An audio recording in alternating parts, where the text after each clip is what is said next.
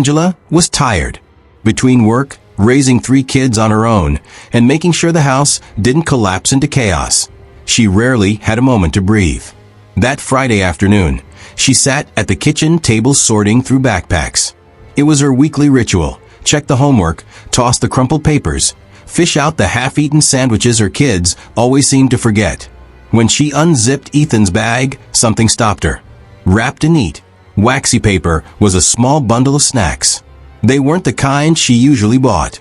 Too carefully packed, too deliberate. She frowned, holding them up. "Ethan," she called. Her 8-year-old son shuffled into the kitchen, dragging his socks along the linoleum. His face was flushed from playing outside, hair messy, eyes bright. "Where'd you get these?" Angela asked, lifting the bundle. Ethan shrugged. "A friend gave them to me." "What friend?" He shifted uncomfortably. "Just a boy in class. He said they were for me. He told me to eat them." The phrasing sat wrong with her.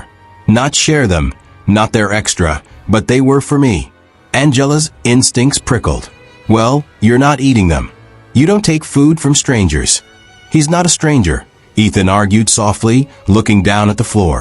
Angela sighed, setting the bundle on the counter. "Even so, they could make you sick." Ethan's lip twitched, but he said nothing more. He padded back to his room, leaving Angela staring at the neat little package. She thought about tossing them. She even picked them up again, walked halfway to the trash. But she stopped. They looked harmless. Just cookies, maybe. Wrapped too carefully to be dangerous. She set them down again. A mistake. That night, after everyone had gone to bed, Ethan crept into the kitchen.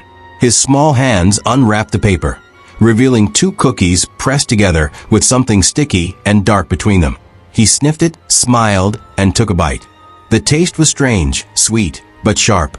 His tongue tingled. His head felt light. But something deep inside him, something he didn't have words for, felt full. When he returned to bed, crumbs clinging to his lips, he whispered into the dark, "She'll see. She'll all see."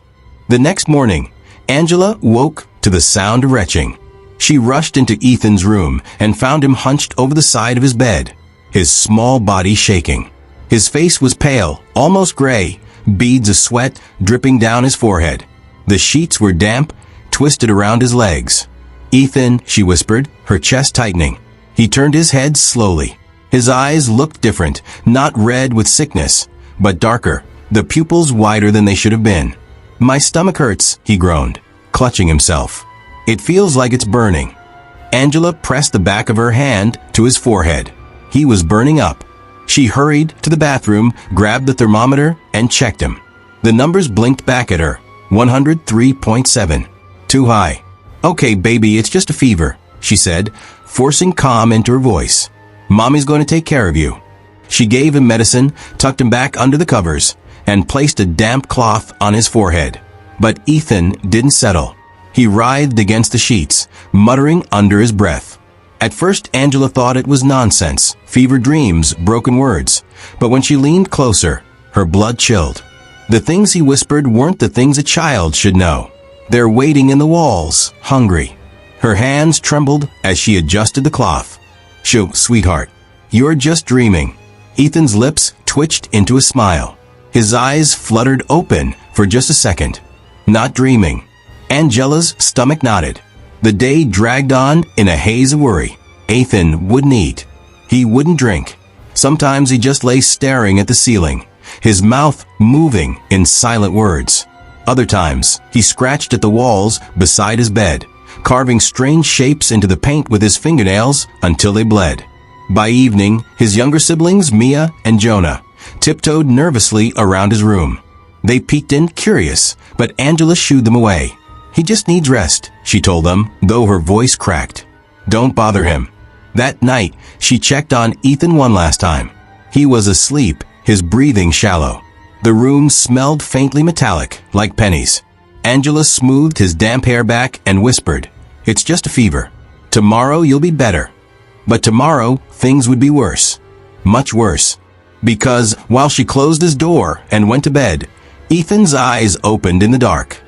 And in his small hand, hidden under the blanket, he held the second cookie. Angela woke in the middle of the night to a noise. At first, it was faint, a soft thump, then the scuffle of little feet. She sighed, assuming Mia or Jonah had gotten up for water. The house was always full of small noises with 3 children. She pulled the blanket tighter and closed her eyes. Then came the whisper. Low, drawn out, too deliberate to be a child playing. Come closer. Angela sat up, heart thumping. The sound came from Ethan's room. She patted down the hallway, bare feet cold against the wooden floor. The door to Ethan's room was cracked open, a sliver of light spilling out. She hesitated, her hand trembling against the frame. Inside, Ethan's voice carried.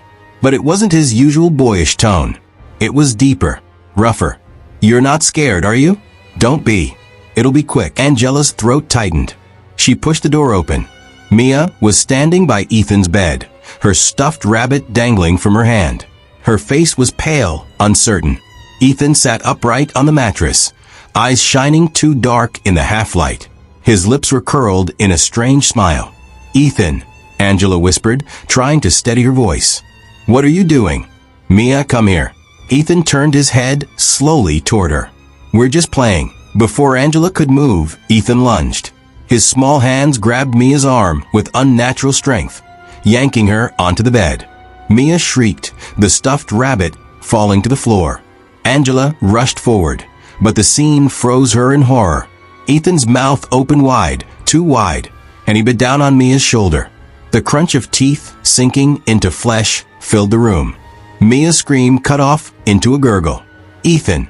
Angela screamed, yanking him back. Blood sprayed across the sheets, hot and metallic. Ethan's face was smeared with it, his mouth working, chewing.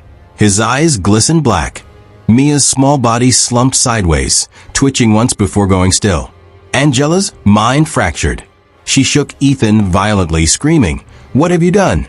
But Ethan only looked up at her with a grotesque grin, blood dripping down his chin. She tasted good, he whispered. Angela stumbled back, clutching her chest. Oh God, oh God. Her scream woke Jonah, who appeared in the doorway, rubbing his eyes. He froze at the sight of his sister's lifeless body on the bed, his brother grinning over her with blood-soaked teeth. Mom! Jonah whimpered. Angela snapped, grabbing him and pulling him close. Don't look. Don't look. But it was too late. Jonah had seen. And Ethan was still hungry. Angela couldn't move. Mia's small body lay twisted across the sheets, blood soaking into the mattress. Ethan sat cross-legged beside her, licking his fingers like a child after a treat. His black-rimmed eyes glittered with a hunger Angela couldn't recognize as her son's. Jonah buried his face in Angela's side, trembling. What's wrong with Ethan, Mommy? What's wrong with him? Angela's mind screamed at her to run, to grab Jonah and bolt out the door, but her legs were stone. Ethan tilted his head, his smile widening. Don't go. It's Jonah's turn. Angela's breath caught. Before she could react, Ethan launched himself off the bed. He was fast, too fast, a blur of pale limbs and bloody teeth. Jonah screamed as Ethan's small hands latched onto his ankle, dragging him across the floor. No, Angela shrieked, clawing at her son's arms, trying to pry him loose. Ethan snarled, not like a child, but like an animal. His grip was iron. He yanked Jonah to the ground and straddled him. Jonah kicked and thrashed, screaming for his mother, but Ethan pinned him with impossible strength. His mouth opened wide, saliva glistening in the dim light. Ethan, stop. Angela begged, sobbing, pulling at his shoulders. Please, baby, it's me. It's Mommy. Ethan didn't even look at her. He sank his teeth into Jonah's throat. The sound was wet, ripping. Jonah's scream cut short as blood sprayed across the carpet, hot and metallic against Angela's face. She screamed, slamming her fists against Ethan's back, but her blows did nothing. Jonah's body jerked once, then went limp. Ethan lifted his head slowly, his mouth dripping, his teeth slick with red. He tore off a piece of flesh and chewed it, humming softly like a child at snack time. Angela collapsed to her knees, sobbing uncontrollably. My babies, oh God, my babies. Ethan crawled off Jonah's corpse and stood, his small chest rising and falling in slow, calm breaths. He turned toward his mother, blood staining his pajamas. "You should try it, Mommy," he whispered, voice hollow and broken. "It makes you strong." Angela's stomach lurched. She staggered to her feet, stumbling into Ethan's room. She tore at his pillow, desperate for something, anything. And there it was. The empty snack wrapper. Stiff paper, smeared with crumbs and something darker. Angela clutched it with trembling hands, realization crashing down on her. The snacks. The cookies she should have thrown away. She remembered Ethan's words. He said they were for me. He told me to eat them. Her heart hammered as she turned to face her son. No, not her son anymore. His eyes were black pits now, his grin stretched unnaturally wide. "Who gave him to you?" she whispered, voice shaking. Ethan tilted his head. For the first time, his voice didn't sound like his own. She did. "Who?" "The woman by the gate. She said Mommy wouldn't understand. She said the snack was mine." Angela staggered back, clutching the bloody wrapper. Her mind reeled. Who was this woman? Why Ethan? But there was no time for answers, because Ethan was moving toward her now, and she knew she was next. Angela backed into the kitchen, clutching the blood-stained wrapper in her trembling hand. Her feet slipped on the linoleum, smeared with droplets of red. Her breaths came in gasps, shallow and broken. Behind her, the sound of small, steady footsteps approached. Tap, tap, tap. "Don't run, Mommy," Ethan's voice called softly. "We're family. We share everything." Angela's heart hammered against her ribs. This isn't Ethan. This isn't my son. He's gone. She yanked open a drawer and pulled out the largest kitchen knife she owned. Her hand shook violently, but she raised it high, pointing it at him as he stepped into the light. Ethan stood in the doorway. Blood streaked his face and dripped down his pajamas. His little hands were crimson, his fingernails chipped and broken from clawing. But his smile was wrong. It stretched too wide, tearing the corners of his lips, showing teeth stained red. Angela sobbed, her voice trembling. "Please, baby, fight it. I know you're in there. Don't let it take you. Please." Ethan tilted his head, almost mockingly. "Mommy, don't you understand? I am it now." He stepped closer. Angela swung the knife wildly, sobbing. "Stay back. Stay away from me." Ethan didn't flinch. He walked straight toward the blade. When the tip nicked his arm, instead of crying out, he laughed, a low, broken sound that no child should make. Black liquid seeped from the wound, thicker than blood, reeking of rot. Angela gagged. "Oh God!" In a flash, Ethan lunged. He was small, but impossibly strong. His hands gripped her wrist, twisting until the knife clattered to the floor. Angela screamed, shoving him back, but he clung to her with inhuman strength. His teeth snapped inches from her throat. "Mommy, I'm hungry," he hissed. Angela slammed him against the counter. For 1 second, she saw her boy's face flicker beneath the monster's mask. His lips trembled. His dark eyes glistened with something almost human. "Mommy," he whispered, voice fragile. Her heart broke. She cupped his blood-stained cheek with shaking hands. "Ethan? Ethan, fight it. Please, baby, come back to me." For a moment, silence. Then his grin returned. Too late. His head snapped forward. His teeth tore into her neck. Angela screamed, thrashing violently, but he clung on, biting deeper. Hot blood spurted across the counters, dripping onto the floor. Her legs gave out as her son, her little boy, fed on her. Her last thoughts weren't of herself, but of the mistake she had made. The snacks. The wrapper. The warning she ignored. Her vision dimmed.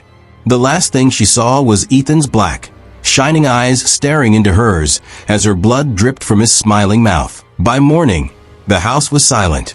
The neighbors grew concerned. Angela hadn't answered her phone. The curtains were drawn tight. Mrs. Harper from next door knocked gently. "Angela? Kids?" No answer. She pushed the door open. The smell hit her immediately, iron and rot, but she forced herself inside. And there, sitting at the kitchen table, was Ethan. His pajamas were spotless. His face was clean. His hair neatly combed. He looked like any other 8-year-old boy. "Mommy sleeping," he said softly, swinging his legs. Mrs. Harper's heart ached at the sight of him alone. She never noticed the faint smear of red beneath his fingernails, or the way his eyes lingered just a little too long on her neck. "Come on, sweetheart," she said gently. "You'll stay with us for now." Ethan smiled sweetly, taking her hand. As they stepped outside into the morning light, he whispered under his breath, his lips barely moving, "Mine now." The wind carried the words away, and the Harper family never knew what they had just brought into their home.